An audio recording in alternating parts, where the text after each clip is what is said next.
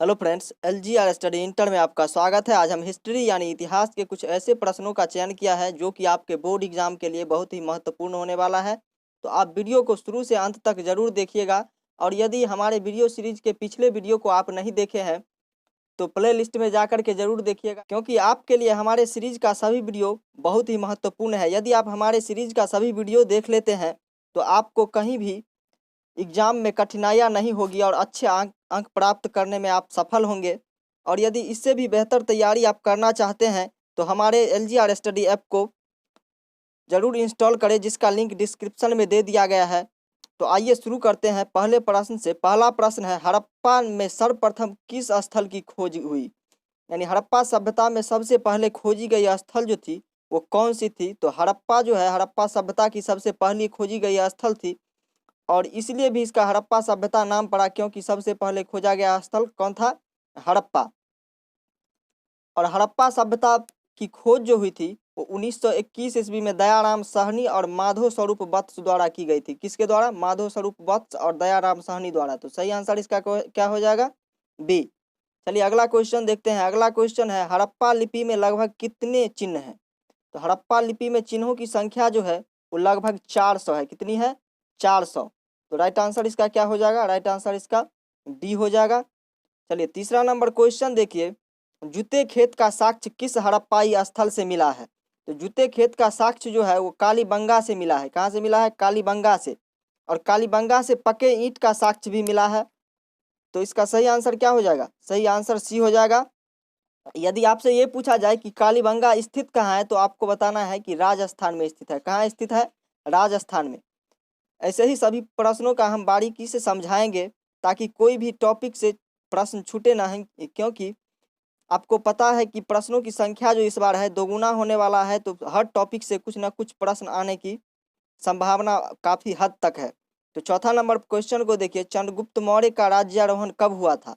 चंद्रगुप्त मौर्य का राज्यारोहण जो हुआ था वो 321 ईसा पूर्व में हुआ था। और चंद्रगुप्त मौर्य जो है ये मौर्य वंश के संस्थापक हैं। तो सही आंसर इसका क्या हो जाएगा? बी। अगला क्वेश्चन देखिए, अरबों ने सिंध पर विजय कब किया?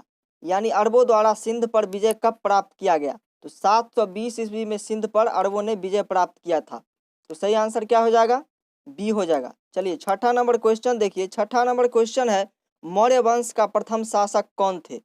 तो मौर्य वंश का प्रथम शासक जो थे वो चंद्रगुप्त मौर्य थे। और 321 ईसा पूर्व में इन्होंने धनानंद को पराजित करके मौर्य वंश की स्थापना की थी। तो सही आंसर इसका डी हो जाएगा। सातवां नंबर क्वेश्चन है, ऋग्वेद का काल क्या है? यानी ऋग्वेद का काल जो है वो कब से कब तक है? तो 1500 से 1000 ईसा पूर्व तक ऋग्वेद का काल है। तो सही आंसर क्या हो जाएगा? 1500 से 1000 ईसा पूर्व, यानी बी।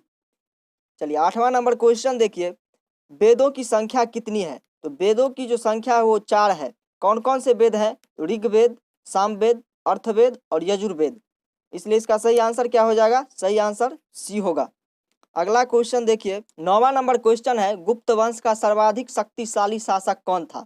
तो गुप्त वंश का सर्वाधिक शक्तिशाली शासक जो था वो समुद्रगुप्त था। कौन था? समुद्रगुप्त, जिसे भारत का नेपोलियन भी कहा जाता है। तो राइट आंसर इसका बी हो जाएगा। 10वां नंबर क्वेश्चन देखिए, स्वर्ण युग किस काल से संबंधित है? तो स्वर्ण युग जो है वो गुप्त काल से ही संबंधित है। इसका सही आंसर क्या हो जाएगा? डी। गुप्त काल को ही भारत का स्वर्ण युग कहा जाता है। सही आंसर डी हो जाएगा। चलिए 11वां नंबर क्वेश्चन पर नजर डालिए। 11वां नंबर क्वेश्चन है, जैन धर्म के 23वें तीर्थकर कौन थे? जैन धर्म के 23वें तीर्थकर जो थे वो पार्श्वनाथ थे। तो राइट आंसर इसका सी हो जाएगा।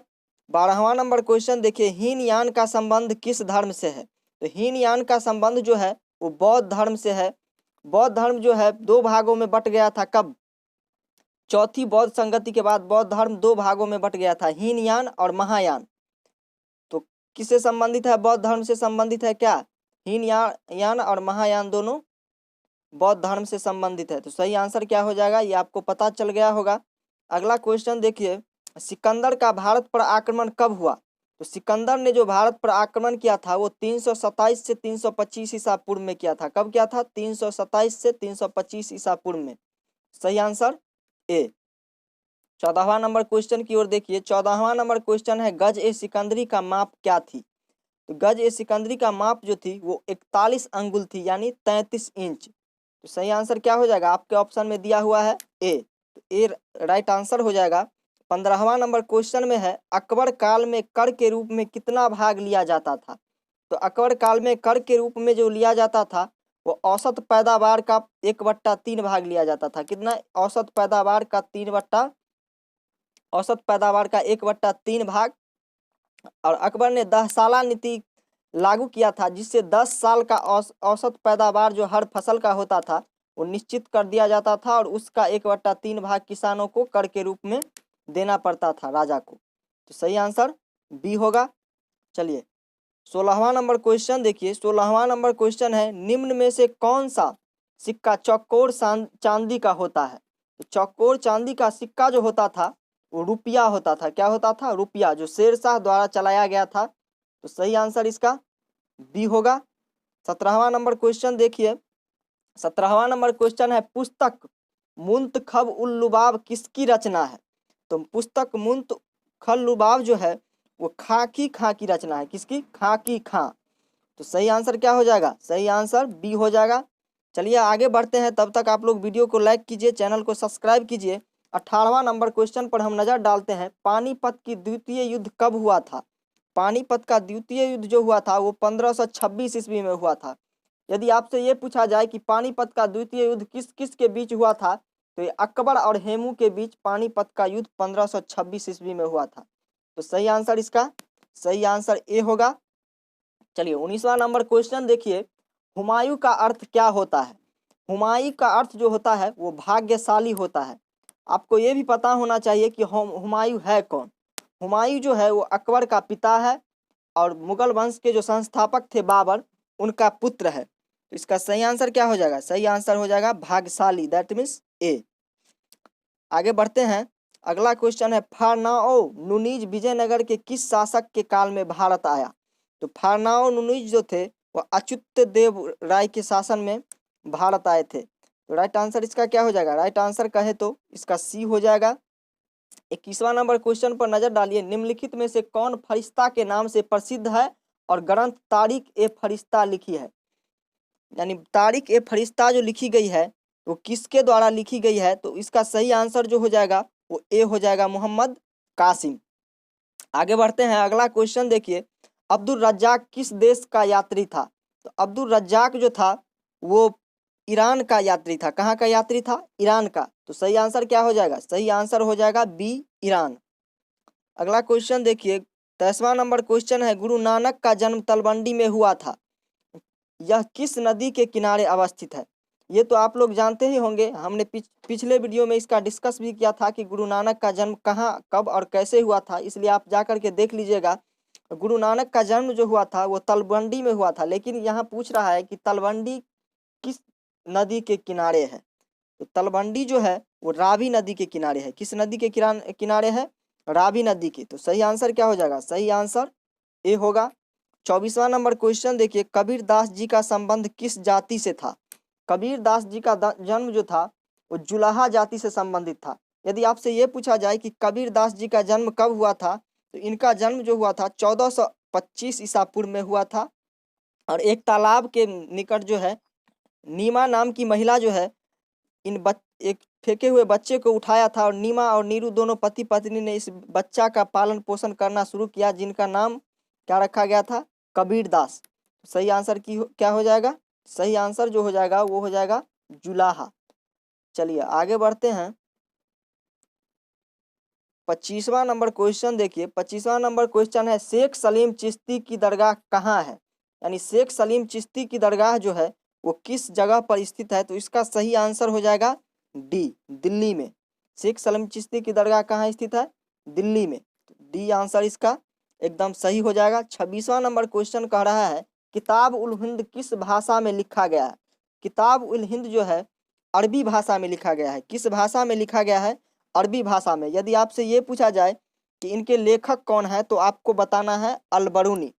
और ये किताब जो है 80 अध्यायों में विभाजित है। कितने अध्यायों में, 80 अध्यायों में विभाजित है।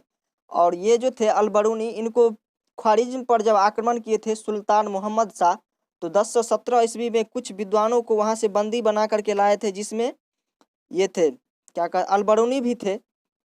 तो इसलिए सही आंसर इसका क्या हो जाएगा, सही आंसर तो आपको हम बता ही दिए हैं। और अल-बरूनी के बारे में जो भी यदि आपसे एग्जाम से संबंधित जो भी क्वेश्चन बनता था, ये भी हम आपको समझा दिए हैं। आगे बढ़ते हैं, 27वां नंबर क्वेश्चन देखिए। 27वां नंबर क्वेश्चन है, दक्कन का विद्रोह कब हुआ था? यानी दक्कन का जो विद्रोह था वो कब हुआ था? तो इसका सही आंसर क्या हो जाएगा? सही आंसर जो हो जाएगा 1875 ईस्वी। चलिए अगला क्वेश्चन देखिए। अगला क्वेश्चन है, रैयतबाड़ी व्यवस्था किसने लागू की? यानी रैयतबाड़ी व्यवस्था किस शासक के द्वारा लागू की गई थी? तो इसका सही आंसर जो हो जाएगा वो कैप्टन मुनरो। किसके द्वारा? कैप्टन मुनरो जो थे वो गवर्नर जनरल थे अंग्रेज का, इनके द्वारा रैयतबाड़ी व्यवस्था लागू किया गया था। 29वां नंबर क्वेश्चन देखिए, नवाब वाजिद शाह अली। 29वां नंबर क्वेश्चन देखिए, नवाब वाजिद अली शाह कहाँ का नवाब था? तो नवाब वाजिद अली शाह जो थे वो अवध के नवाब थे। कहाँ के? अवध के नवाब थे। तो सही आंसर इसका क्या हो जाएगा? बी हो जाएगा। अगला क्वेश्चन है, 30वां नंबर क्वेश्चन कह रहा है, बैरकपुर छावनी में सर्वप्रथम किस सिपाही ने विद्रोह प्रारंभ किया था? तो बैरकपुर छावनी में जो विद्रोह प्रारंभ किया था वो मंगल पांडे द्वारा किया गया था। किसके द्वारा? मंगल पांडे द्वारा। कब किया गया था? 1857 में, 10 मई 1857 को ये विद्रोह जो है प्रारंभ किया गया था, और इसे ही क्या कहते हैं? 1857 की क्रांति कहते हैं। तो सही आंसर क्या हो जाएगा? बी। मंगल पांडे जो थे वो 1857 क्रांति के जनक भी इन्हें कहा जाता है। अगला क्वेश्चन देखिए, 31वां नंबर क्वेश्चन है, बिहार में 1857 ईस्वी की क्रांति का नेतृत्व किसने किया? तो बिहार में 1857 ईस्वी के क्रांति का नेतृत्व जो है वो कुंवर सिंह द्वारा किया गया था। किसके द्वारा? कुंवर सिंह द्वारा। तो सही आंसर इसका हो जाएगा बी। चलिए 32वां नंबर क्वेश्चन को देखिए। 32वां नंबर क्वेश्चन कह रहा है, 1757 ईस्वी में प्लासी युद्ध के समय बंगाल का गवर्नर कौन था? यानी 1757 ईस्वी में जब प्लासी का युद्ध हुआ था, उस समय बंगाल का गवर्नर कौन था? तो बंगाल का गवर्नर जो था वो लॉर्ड डलहौजी था। कौन था? लॉर्ड डलहौजी। और ये युद्ध जो हुआ था 23 जून 1757 ईस्वी को अंग्रेज और सिराजुद्दौला के बीच में हुआ था। कौन सा युद्ध? प्लासी का युद्ध। सही आंसर इसका क्या हो जाएगा? बी, डलहौजी। आगे बढ़ते हैं, अगला क्वेश्चन देखिए। 23वां नंबर क्वेश्चन है, भारत में नियमित जनगणना कितने वर्षों पर होती है? तो भारत में नियमित जनगणना जो है वो 10 वर्षों पर होती है। कितने वर्षों पर? 10 वर्षों पर। अंतिम जनगणना जो हुई थी वो 2011 ईस्वी में हुई थी। अब 21 में फिर पुनः जनगणना होना है। तो 10 वर्ष पर भारत में जनगणना होती है। तो सही आंसर क्या हो जाएगा? बी। 34वां नंबर क्वेश्चन देखिए, भारत में डाक टिकट किस गवर्नर जनरल ने चलाया? तो भारत में जो डाक टिकट चलाया गया था वो किस गवर्नर जनरल के द्वारा चलाया गया था? इसका सही आंसर जो हो जाएगा वो ए हो जाएगा। क्या हो जाएगा? ए। चलिए आगे बढ़ते हैं, अगला क्वेश्चन देखिए। 35वां नंबर क्वेश्चन है, असहयोग आंदोलन कब प्रारंभ हुआ? असहयोग आंदोलन जो प्रारंभ हुआ था वो 1920 ईस्वी में प्रारंभ हुआ था। तो सही आंसर क्या हो जाएगा? सही आंसर सी हो जाएगा। यदि आपसे ये पूछा जाए कि असहयोग आंदोलन के मुख्य कारण क्या थे, तो इसके मुख्य कारण जो थे वो रॉलेट एक्ट कानून, जिसे काला कानून कहा जाता था, उस समय जलियांवाला हत्याकांड हुआ था, और खिलाफत आंदोलन, इस यही सब जो कारण है इसका मुख्य कारण था। किसका? असहयोग आंदोलन शुरू होने का। तो राइट आंसर आप समझ ही गए होंगे कि सी होगा। चलिए अगला क्वेश्चन देखिए। 36 नंबर क्वेश्चन है, महात्मा गांधी अफ्रीका से भारत कब लौटे? तो महात्मा गांधी अफ्रीका से जो भारत लौटे थे 1915 ईस्वी में लौटे थे। कब लौटे थे? 1915 ईस्वी में। और महात्मा गांधी अफ्रीका में क्या करते थे? तो ये वो एक बैरिस्टर थे। क्या थे? बैरिस्टर थे। क्या हो जाएगा सही आंसर? सही आंसर ए हो जाएगा। 37वां नंबर क्वेश्चन देखिए, लाहौर अधिवेशन किस वर्ष हुआ था? तो लाहौर अधिवेशन किस वर्ष हुआ था ये पूछा जा रहा है। तो इसका सही आंसर क्या हो जाएगा? इसका सही आंसर जो हो जाएगा वो हो जाएगा बी। क्या हो जाएगा? बी, 1929 ईस्वी में। और लाहौर अधिवेशन में ही गांधी जी ने पूर्ण स्वराज की मांग की थी, और तब से ही 1930 ईस्वी से नेहरू जी ने स्वतंत्रता दिवस मनाना शुरू कर दिया था। सही आंसर क्या हो जाएगा? सही आंसर बी। अगला क्वेश्चन 38वां नंबर क्वेश्चन, भारत छोड़ो आंदोलन कब प्रारंभ हुआ था? भारत छोड़ो आंदोलन जो प्रारंभ हुआ था वो 1942 ईस्वी में प्रारंभ हुआ था। कब प्रारंभ हुआ था? 1942 ईस्वी में। और ये आंदोलन जो था ये स्वतंत्रता के लिए सबसे प्रमुख आंदोलन था। इसी के बाद हम लोगों को समझिए कि भारत छोड़ो आंदोलन जो था वो इतना उपद्रव किया कि समझिए कि अंग्रेजों का नींव हिला दिया था। अंग्रेजी शासन का जो है नींव हिल गया था भारत छोड़ो आंदोलन में। सही आंसर इसका सी होगा। 39वां नंबर क्वेश्चन देखते हैं, हिंदू महासभा की स्थापना कब हुई? हिंदू महासभा की स्थापना जो हुई थी 1939 ईस्वी में हुई थी। कब हुई थी? 1939 ईस्वी में। तो इसका सही आंसर जो हो जाएगा वो सी हो जाएगा। 40वां नंबर क्वेश्चन है, ये लास्ट क्वेश्चन भी है, भारतीय संविधान को बनाने में कितना समय लगा था? भारतीय संविधान को बनाने में जो समय लगा था वो 2 वर्ष 11 महीना 18 दिन लगा था। कितना लगा था? 2 वर्ष 11 महीना 18 दिन। और ये कब तैयार हो गया था ये भी हम आपको बता देते हैं कि 26 नवंबर 1949 ईस्वी को भारतीय संविधान बनकर तैयार हो गया था और 26 जनवरी 1950 ईस्वी को भारतीय संविधान को लागू किया गया था। तो इसका सही आंसर क्या हो जाएगा? सही आंसर इसका ए हो जाएगा।